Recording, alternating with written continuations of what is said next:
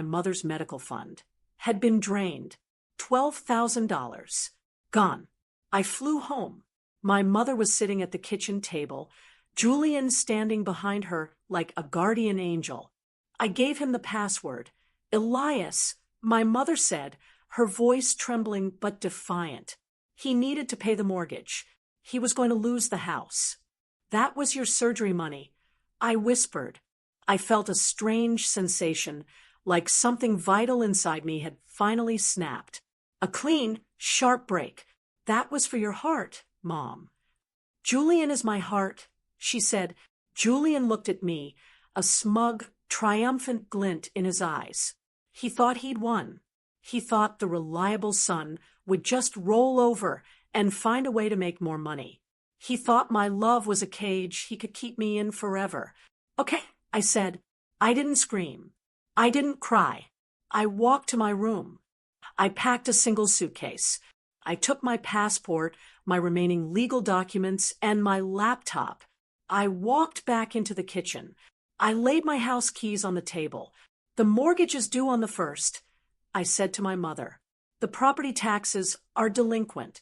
The electricity bill is in my name. I'll be turning that off tomorrow.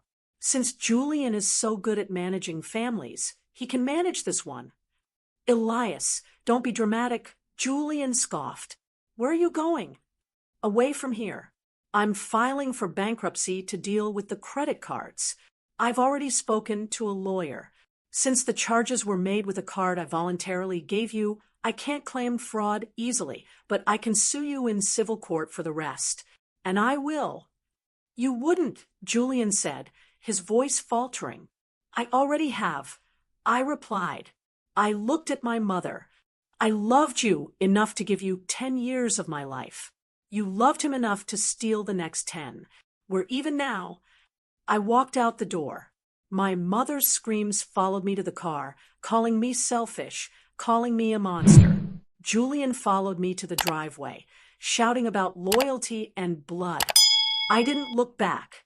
The first few months were the hardest. I lived in a tiny, depressing motel. I worked 3 jobs. I watched as my social media was flooded with posts from Julian, painting himself as a victim of a bitter, greedy brother. He posted photos of his son, captions reading, "Working hard to keep a roof over our heads since we were abandoned by those we trusted." But then, the silence started to feel different. Without the weight of Julian